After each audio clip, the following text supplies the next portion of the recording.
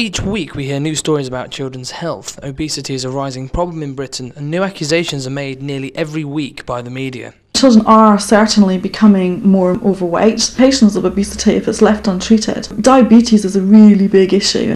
Also heart disease, and we also know that some cancers are actually caused by obesity. In fact, the Health Development Agency estimates that by the time children reach the age of 15, nearly 1 in 5, that's around 18%, are seriously overweight. One of the more frequent targets have been meals served in schools. A report by the Soil Association, who promote organic foods, has condemned the government for not spending enough money on school dinners. There's something very, very wrong with all the food that children are eating at school, and this desperately needs to be addressed.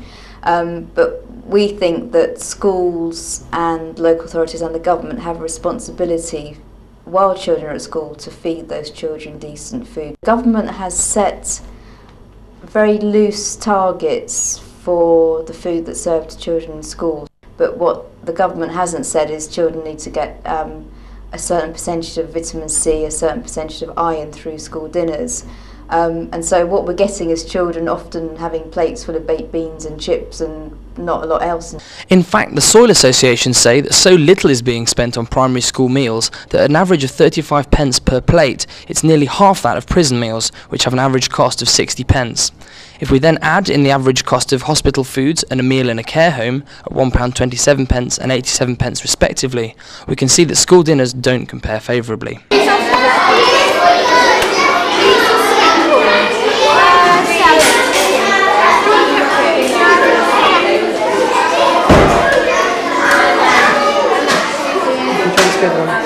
We went into the Sopley Primary School in Hampshire. Despite being small, the school has its own kitchen and provides school meals. They opted out of the local catering service and are working alongside the Soil Association to add more organic content to the meals they serve.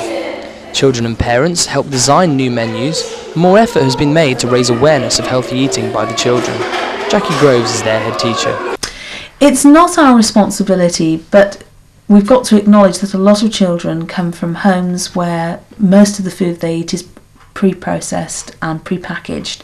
So if somebody doesn't teach children about real food, where it comes from, how it's grown, how it's delivered to the table, and other ways of using it, they won't get that knowledge, and therefore whole generations will miss out on it. The dinner hall staff and the pupils are also happier with the new meal scheme. Yes, I like school dinners. I do. I just like the taste of them and the way they're made. I like the school dinners. And why do you like school dinners? Well, I kind of like really healthy food, and they do lots of healthy food here in the new menu, so... Children really enjoy the different textures and tastes we've been able to give them. We've been able to get rid of all the additives, and they actually taste and having real food.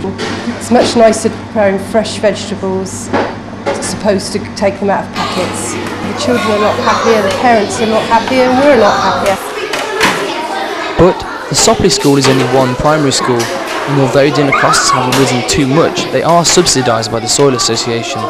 They're also small, and operations to introduce organic food on a larger scale are much less viable. Hampshire Catering Services, who are responsible for nearly all provision of school meals in Hampshire, defend themselves against the Soil Association's claims. We spoke to the head of the council-run organisation, Amanda Frost. We actually believe that there's no bad and unhealthy food. It's about how you put your food together.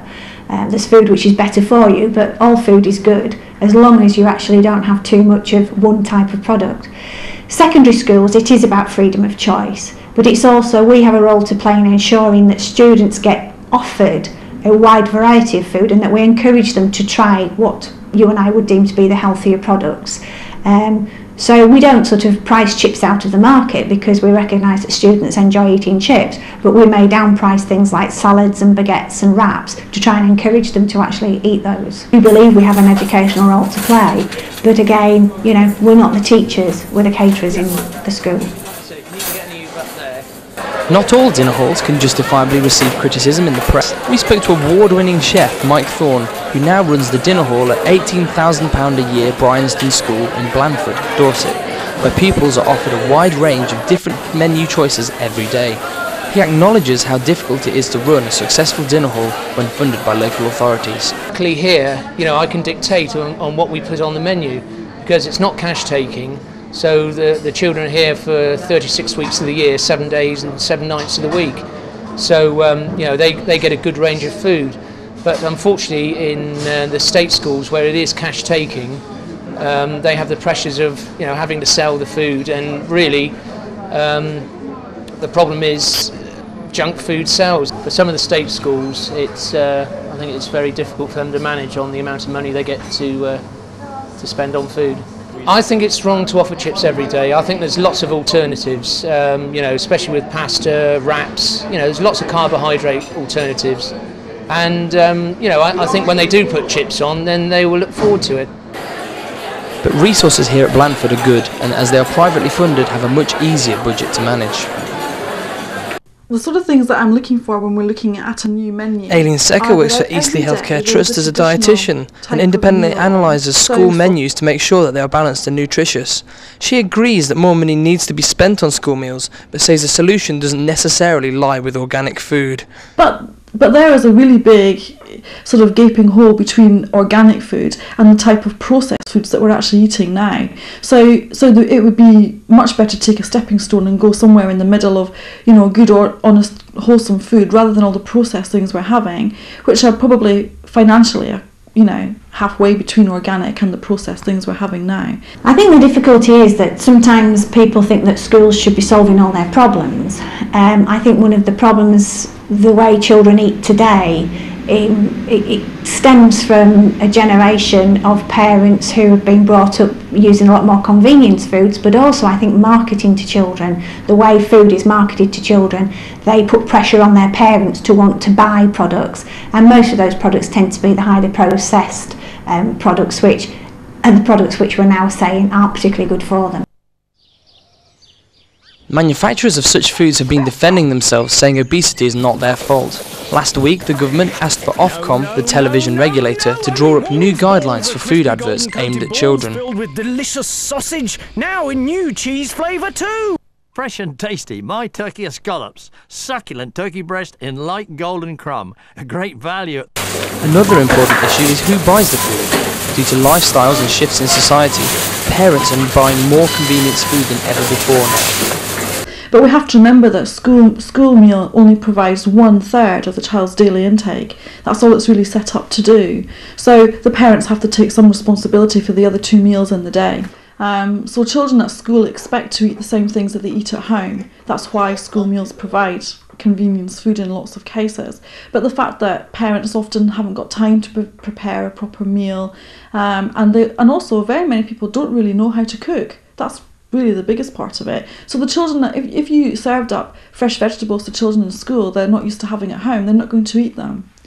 I visited the Hill family in Southampton for tea to see how they ate at home and how it compares to the school meals they get.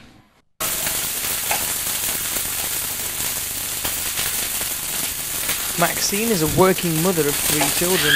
Although they have school dinners every day, she makes sure that they all have a cooked meal again every night. Nina, Fanny, come have a tea. Coming, Mum.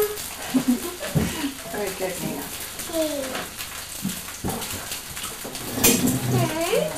Go sit down. Finn! Sit down, Nina. Nina, sit down. Finn! School meal provision isn't the same throughout Hampshire, and some schools aren't as lucky as others when it comes to school meals. The school meals that my children have at the moment are bought in and not cooked on the premises, so the food is either reheated or kept warm for a long time, and it's just not very nice.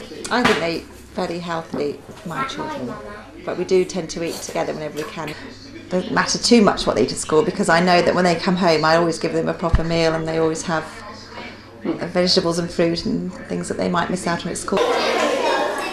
When it comes to blame, everybody is quick to pass the buck. Not all schools are in the privileged position that the Sopley School are, but if schools are going to present children with a choice of what to eat, then surely they should follow the Sopley School's example and work alongside parents in educating their children more about healthy eating. Then hopefully we can move towards a healthier and better eating society as a whole. This is Andy James reporting for Meridian News.